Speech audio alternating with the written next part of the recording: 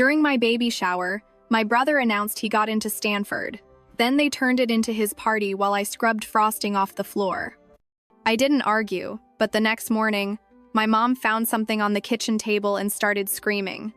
They say your baby shower is supposed to be a celebration. A soft, loving day filled with pastel decorations and polite laughter and people cooing over tiny socks. That's what I pictured when I spent the last 2 weeks planning it. Not a lavish party, just something warm, something mine. I paid for the food myself from the profits of my business. I ordered the vanilla bean cake with raspberry filling, his favorite, thinking it might make my dad smile. I picked out the decorations, pale pink and cream paper lanterns, and even deep cleaned the living room for 2 days so it wouldn't smell like old takeout and my dad's cigars. I made a playlist of quiet acoustic songs, the kind I imagined my daughter might fall asleep to someday.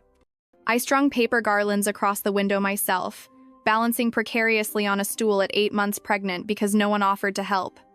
I did it all with a fragile, flickering hope in my chest, thinking maybe, for just one afternoon, they'd be happy for me. At first, it looked like that might actually happen. A few relatives trickled in with beautifully wrapped gifts. My Aunt Carol brought a stack of classic baby books. My cousin handed me a little stuffed fox and said, with a genuine warmth that nearly made me cry, that it looked like something I would have carried around as a kid. I held on to that small kindness, thinking maybe, just maybe, this would be okay. Then my parents stood up in front of everyone. My mom tapped her wine glass with a fork, the sharp ping cutting through the gentle chatter. She cleared her throat, smiling a wide, performative smile, like she was about to announce a pregnancy of her own. My dad had his arm wrapped tightly around her shoulders, a look of immense pride on his face that I knew wasn't for me.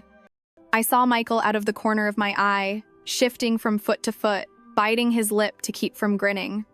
"Before we cut the cake," my mom said, her voice syrupy sweet, "we just want to share a little surprise." I knew that tone. That wasn't my moment. Michael stepped forward, holding a thick, cream-colored envelope like it was the Olympic torch. "I got in," he said, beaming, his voice cracking with emotion. "Stanford. Full acceptance." The room erupted. Everyone clapped. Someone even whooped. My Aunt Carol gasped and rushed over to hug him, the same aunt who just 10 minutes earlier was telling me how excited she was to meet my baby. The energy in the room shifted immediately. You could feel it, like someone had cracked open a bottle labeled "Better News," and everyone got drunk on it. My baby shower turned into a college acceptance party in less than 5 minutes. No one said it out loud, but it didn't need to be said. The shift was physical. Chairs scraped across the hardwood floor as they were turned toward Michael. My carefully arranged snack table, with its mini quiches and fruit skewers, became his congratulatory buffet.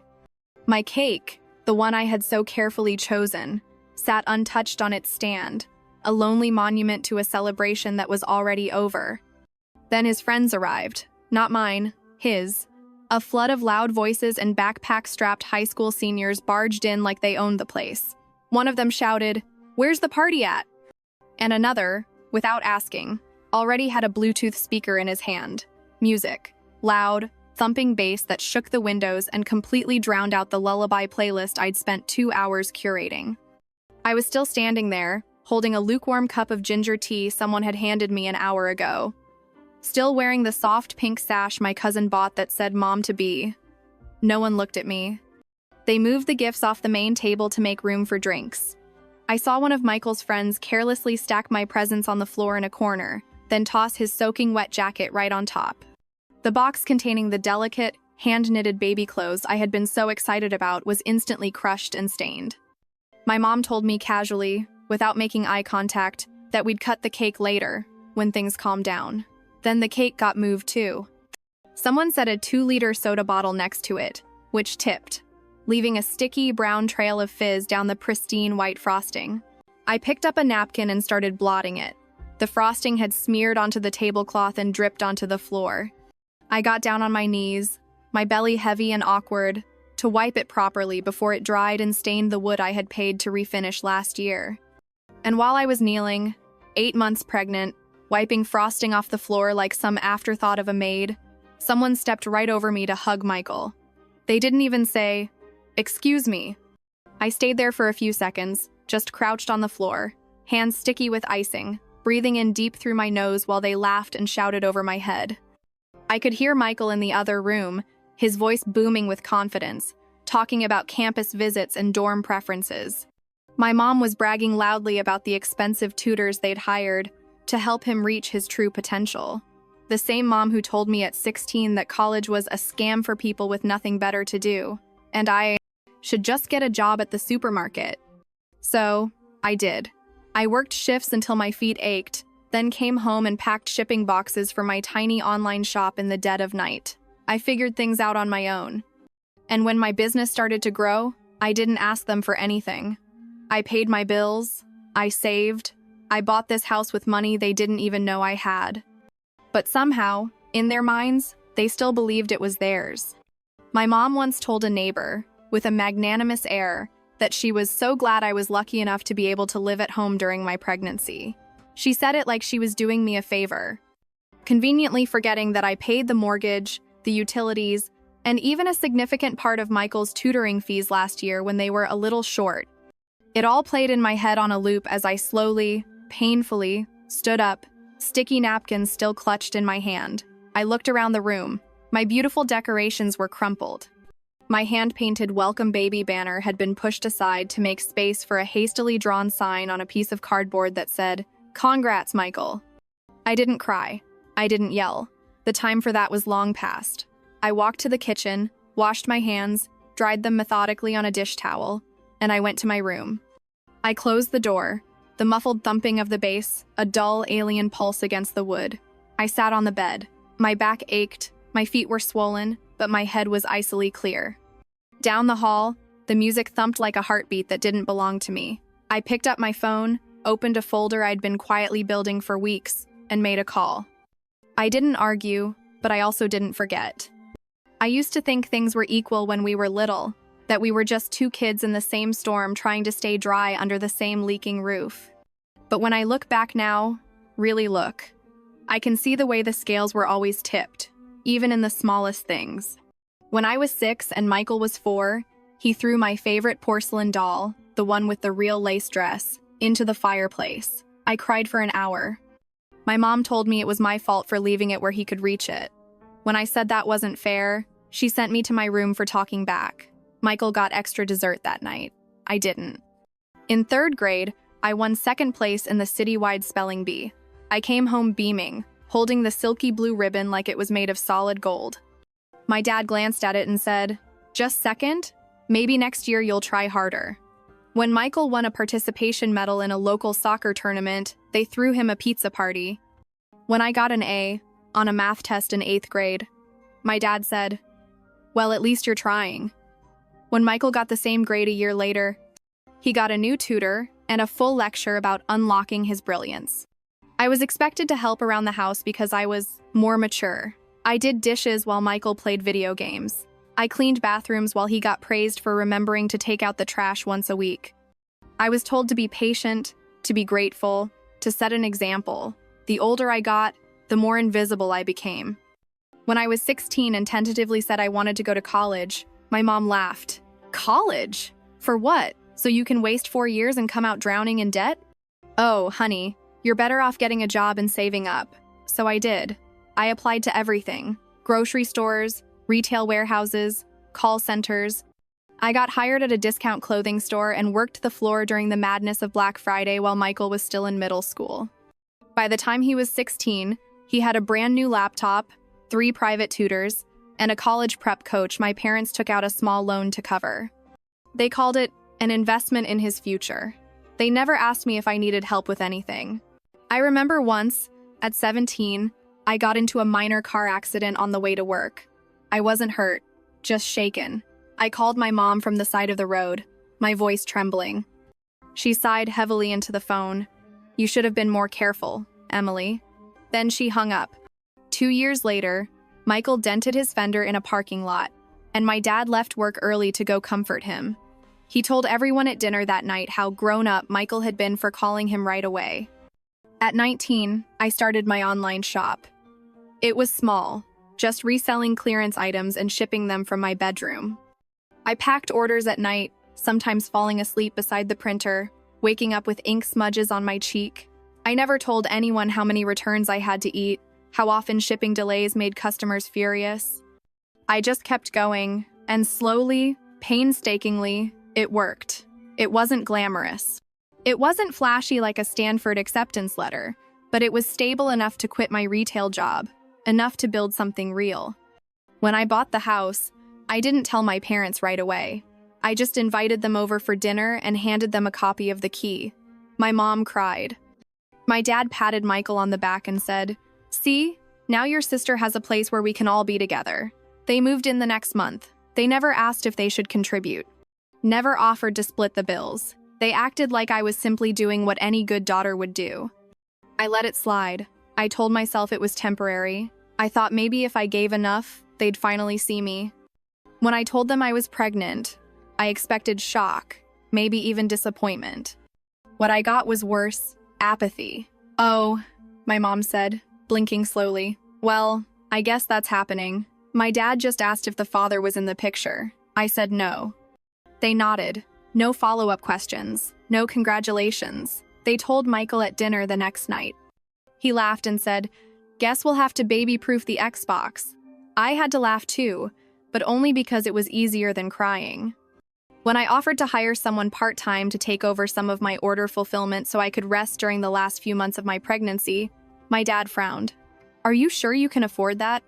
What about Michael's application fees?" I wish I could say that was the moment I snapped, but it wasn't. It was just another stone in a pocket already full of them. Still, something shifted inside me. Quietly, I started researching, asking questions, preparing. Because if they weren't going to protect me, I had to protect myself. And more importantly, my daughter. I didn't want her first memories to be of me cleaning up after people who only saw me as a resource. I didn't want her to learn that love had to be earned with silence and sacrifice. So I kept smiling, kept helping, kept saying, "Sure, no problem," every time someone asked me for something. And I kept planning. That baby shower was never really for me, not to them. It was a chance to host, to gather, to show off Michael. But it was also the last time I was going to let them do it. They just didn't know it yet. The house was too quiet. It was the kind of silence that didn't feel peaceful. It felt like the moment before a scream, like a breath held too long. I stood in the kitchen, pouring myself a cup of chamomile tea, while the soft hiss of the kettle was the only sound in the world. Outside, the sun was barely rising. Inside, the counters were sticky from spilled soda, and the sink overflowed with someone else's dishes. I had placed the notices carefully, one in the center of the table, neatly stacked with two more underneath, each one labeled with their names in bold, black ink. The baby inside me stirred as I sat down slowly, rubbing my lower back. My body ached, but my mind was a block of ice. I had been preparing for this moment longer than they realized. At 7:02 a.m., I heard the creak of the hallway floorboards, slippers dragging. My mother. She walked into the kitchen with a tired grunt and froze mid-step when she saw the papers on the table. I didn't look at her. I didn't need to. "What is this?" she said, her voice still groggy with sleep. I sipped my tea. She picked up the top page and started reading. It took all of 5 seconds for her eyes to widen, her mouth to part. "What the hell is this?" she snapped, her voice slicing through the stillness. Another pause. Then she shrieked, a sound that made the cutlery in the drawer vibrate. "Emily, what is this?" The mug in my hand didn't even tremble. I just took another sip. My father stumbled into the room in his robe, blinking like he hadn't fully woken up. Michael followed a beat later, rubbing his eyes and yawning. "What's going on?" my dad muttered. "She's evicting us," my mother shouted, waving the paper in the air like it had caught fire. Michael stopped dead. "What?" he croaked, his voice a disbelieving whisper. I finally looked up, meeting each of their gazes in turn. "I'm giving you 30 days. It's all in writing." "You're kidding," my dad said, stepping forward and snatching a copy for himself. "This is a joke, right? This can't be real." "I sent the certified letters to a P.O. box I set up yesterday," I said calmly. "They should arrive this afternoon. This is just a courtesy copy." You're kicking us out?" Michael's voice cracked. "What the hell is wrong with you?" "I'm taking my house back," I said. My mom's hands were shaking. Her voice cracked in half. "After everything we've done for you," she screamed, "you're going to do this now, when you're about to give birth?" "No," I said, my voice low and steady. "I'm doing this because I'm about to give birth." Michael slammed his hand on the table. The stack of papers slid, scattering across the floor. "You're overreacting," he yelled. "It was one party, one stupid party that got a little loud. Jesus, Emily." "One party?" I stood slowly, my body aching but my spine straight. "You took my baby shower, the one day that was supposed to be about me and my daughter, and you turned it into a frat night. You let people I didn't even know trash my house while I was on my hands and knees, scrubbing frosting off the floor like the damn maid." "We were celebrating," he shouted back. "It wasn't even a big deal until you made it one." My mom rounded the table like she might physically block my path. "This isn't just your house," she cried. "We've lived here for years." "Yes," I said, "rent-free." My father stepped forward, his arms out like a mediator. "Come on," he said, his tone placating. "We're family. This is just emotions running high. You don't really want us out. Besides, we've put work into this house. Your mother helped paint the living room. I installed that new water heater." I looked him dead in the eye. "And I reimbursed you for both, Dad. Immediately. I have the bank statements on my phone if you need a reminder." His face fell. The attempt to create a false sense of obligation had failed. He switched tactics. "We'll clean up. We'll apologize. We'll make it right." I stared at him. "No," I said. "You'll gaslight me into thinking I'm overreacting, like you always do. Then you'll go back to pretending this house, and my life, are yours to manage." My mom's face was red now. A blotchy, furious red. She looked like she might explode. "You ungrateful little brat. You think you're better than us because you started some stupid online store? You think that makes you important? We raised you. We sacrificed for you." I laughed quietly, just one short breath of disbelief. "You sacrificed me for Michael, every single time." My father's jaw tightened. "That's not true." I turned my full attention to him. "When I wanted to go to college, you told me it was a scam. When Michael wanted it, you spent thousands on tutors. When I worked night shifts, you told me to stop complaining. When Michael worked one summer job, you called him responsible. I paid the mortgage. I bought this house. And you still called it ours." Michael slammed his chair back. "You've been waiting to do this. You've been planning this the whole time, haven't you?" "Yes," I said, without a hint of shame. "I have." He looked at me like I'd stabbed him. "You're throwing your family out over a stupid party. Over one moment. That's sick." "It wasn't a moment," I said, my voice shaking with years of suppressed anger. "It was every moment. For my entire life. This just made it obvious." My mom dropped dramatically into a chair and started crying. Loud, theatrical sobs like a soap opera actress. "How are we going to live? Where are we supposed to go? What will people think?" "That's not my problem anymore," I said. "We won't leave," she snapped suddenly, her eyes wild. "You can't make us leave. You can't just throw your own parents onto the street." "I can," I said, "and I have." She looked down at the paper still clutched in her hand. Her lips moved as she read the words again, as if they might change. "This isn't legal," she whispered. I reached into the kitchen drawer and pulled out a thick folder. Inside were copies of the deed, the official eviction notice, the certified mail receipts, and the contact information for my lawyer. I laid them gently on the table. "It is," I said. "I made sure." Michael grabbed the folder and flung it across the room, papers scattered like snow. "You're heartless," he spat. "No," I said, looking at the mess they had made, the mess I would not be cleaning up. "I'm finally protecting mine." The silence returned. Not the uneasy kind from earlier. This one was heavy, final. I stood there, surrounded by the chaos, and for the first time in years, it wasn't my responsibility to fix it. "I want you all out by the end of the month," I said. "I've arranged for a friend to help you pack if you need it." "You're not serious," my father said, his voice weak. "You'll change your mind." I looked him dead in the eye. "No," I said. "I won't." Then I turned and walked back to my room, past the torn-up streamers, the wilting balloons, and the torn edges of the banner that had once spelled my daughter's name. They had erased me, but I was done being invisible. The first 3 days were oddly quiet. Too quiet.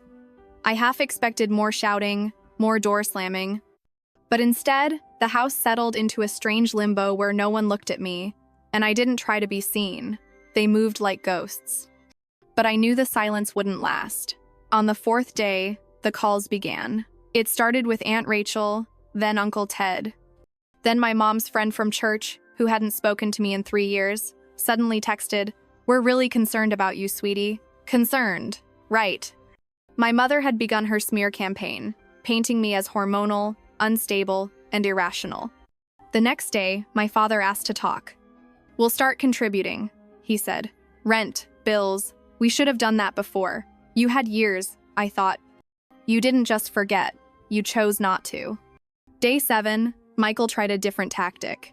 I talked to my coach. He said, "If I have to move right now, I might lose my scholarship. I can't focus." I nodded. "Tough," I said. Day 10, I got the call from my business partner. "Hey," she said hesitantly. "Someone emailed me anonymously claiming you're emotionally unstable and might not be able to handle the business after the baby comes." I took a screenshot, forwarded it to my lawyer, and didn't reply. But the absolute rock bottom, the moment that solidified my decision beyond any shadow of a doubt, came on day 15. I received a call from my OB/GYN's office. The nurse sounded awkward. "Miss Emily," she said carefully, "your mother just called the clinic. She said she was deeply concerned for your delicate mental state due to pregnancy hormones and demanded to speak with the doctor about your condition." A cold dread washed over me. They were trying to weaponize my own pregnancy against me, to paint me as medically unfit to make my own decisions. They were trying to strip me of my credibility and autonomy at the most vulnerable time in my life. I thanked the nurse for upholding my privacy and hung up, my hand shaking with pure, cold fury. That was it. I wasn't just evicting them from my house. I was excising a poison from my life. Day 16, a sheriff's deputy dropped off the official court filing. My dad opened it, read it, and punched the wall, leaving a fist-sized hole in the drywall. By day 28, they started packing. Reluctantly. One bag here, one box there. I didn't gloat. I didn't even smile. I just waited. On the 30th day, the house was half empty. My father walked out without a word, without looking back. My mother stood in the foyer, arms crossed. "You'll regret this," she whispered. "Family is forever." "I agree," I said. "Which is why I'm building one that actually deserves to stay." Michael was last. He stood in the doorway, backpack slung over one shoulder. "You're lucky, you know," he said, a sneer on his face. "Without me, there's no one left to blame." "Then I guess I'll finally get some peace," I said. He rolled his eyes and walked out. The door shut behind him, and then silence. Not the tense kind, not the loaded kind, a different kind, a peaceful kind. I stood in the center of the living room. The room looked bigger without their stuff, brighter, like it had been holding its breath too. I walked to the nursery, folded a few onesies, and placed a soft pink blanket in the crib. For the first time in my life, I felt safe. Not because someone else made it that way, but because I did. It's been 4 years. My daughter, Chloe, just started preschool last month. She wore a little purple backpack and told me she was going to teach everyone how to draw clouds. She's kind, curious, and fiercely strong-willed. She reminds me of me, only better, freer. The business is still running. I never had to shut it down. I hired 2 more employees, and last year we hit 6 figures for the first time. I work fewer hours now. I finally have space to just be. As for my family, we haven't spoken. But relatives talk.